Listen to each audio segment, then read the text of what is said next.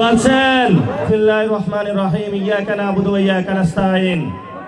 আজকে খুলনাবাসীর পক্ষ থেকে আমরা সরকারের কাছে আবেদন জানাচ্ছি, শেখ হাসিনা কুসুম কুসুম প্রেম করে ভারতের সাথে খুলনাতে যে বিদ্যুৎ কেন্দ্রটা বসিয়ে দিয়েছিল, খুলনার মানুষের উপরে গলার উপরে পা দিয়ে বসেছিল, অতি দ্রুত ভারতের সাথে সেই চুক্তি বন্ধ করে ভারতীয় এই ধ্বংসকারী পাওয়ার প্ল্যান্ট খুলনা থেকে বন্ধ করতে হবে।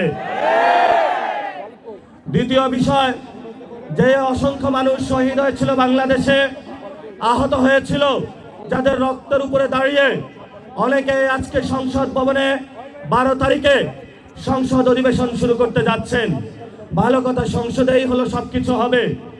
তবে এই সংসদ নির্বাচনে রিফর্ম অ্যাসেম্বলি নামে বা সংস্কার সভা নামে একটি সংসদ অধিবেশন হওয়ার কথা ছিল, কিন্তু আমরা দেখেছিলাম আমাদের যিনি বাংলাদেশের প্ল্যান দেখানোর চেষ্টা করেছিলেন জনাব তারেক রহমান বলেছিলেন আপনারা সবাই গণভোটে হাঁ দিবেন।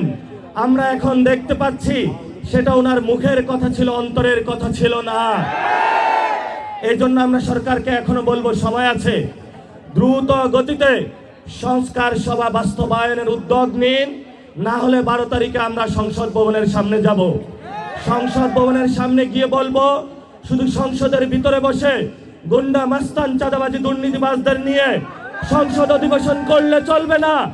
এই গুন্ডা মাস্তান সংসদে যারা বসেছে তাদেরকে কিভাবে ঠিক করতে হয়, অ্যাকাউন্টেবিলিটি নিয়ে আসতে হয়, সেই সংস্কার সভার বাস্তবায়নের কাজ শুরু করতে হবে। সেই দিন যদি আমাদেরকে পুলিশ দিয়ে নিবৃত্ত করার চেষ্টা চালানো হয়, আমরা আপনাদেরকে বলে দিতে চাই, কান খুলে শুনে রাখুন, আমরা এই সংস্কারের জন্য রাজপথে নেমেছিলাম। আমাদেরকে একজনকে মেরেছিল, 40 জন সামনে গিয়েছিল, 40 জনকে মেরেছিল, 400 জন সামনে গিয়েছিল। আমরা সেই দিন ভয় পাই নাই। কাকে ভয় দেখান? মামলা হামলা করে ভয় দেখান। সেই সময় আমি যখন ক্যাম্পাসে ছিলাম, ন্যাশনালিস্ট ফোর্সের কাউকে দেখি নাই। রাজু ভাস্কর্যে একাই সীমান্ত হত্যার বিরুদ্ধে 54 দিন বসেছিলাম। তারেক রহমান, আপনিও সেই অবস্থান আপনি দেখেছিলেন। আপনি সেই সময় দেখেছিলেন ভারতের বিরুদ্ধে কারা দাঁড়াচ্ছে। আপনারা যখন বিদেশে ছিলেন, জেলের মধ্যে ছিলেন, আমরা ক্যাম্পাস আন্দোলন করেছিলাম, আপনাদের পক্ষে দাঁড়িয়েছিলাম। আপনারা তখন মজলুম ছিলেন, কিন্তু এখন যদি জালেম হিসেবে আবির্ভূত হন, আমরা গোলাম জালেমকে ছাড় দেওয়ার পক্ষপাতী নই।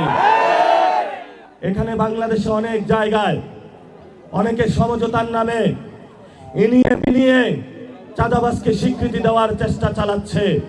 খুলনাতেও শুনেছি হোটেলগুলোতে চাঁদাবাজি হচ্ছে, বাস স্টেশনে চাঁদাবাজি হচ্ছে, বিভিন্ন জায়গায় চাঁদাবাজি হচ্ছে। ভদ্রতার মুখোশ পড়ে অনেক কেন্দ্রীয় নেতা খুলনাতে চাঁদাবাজি করছেন। আমরা তাদেরকে নামও জানি, চিনি। আমরা আপনাদেরকে হুঁশিয়ার করে বলে দিতে চাই, লাস্ট টাইমে ভদ্র সাজবেন না। যে আকাম কুকাম করেছেন সেটা হলো বন্ধ করতে হবে।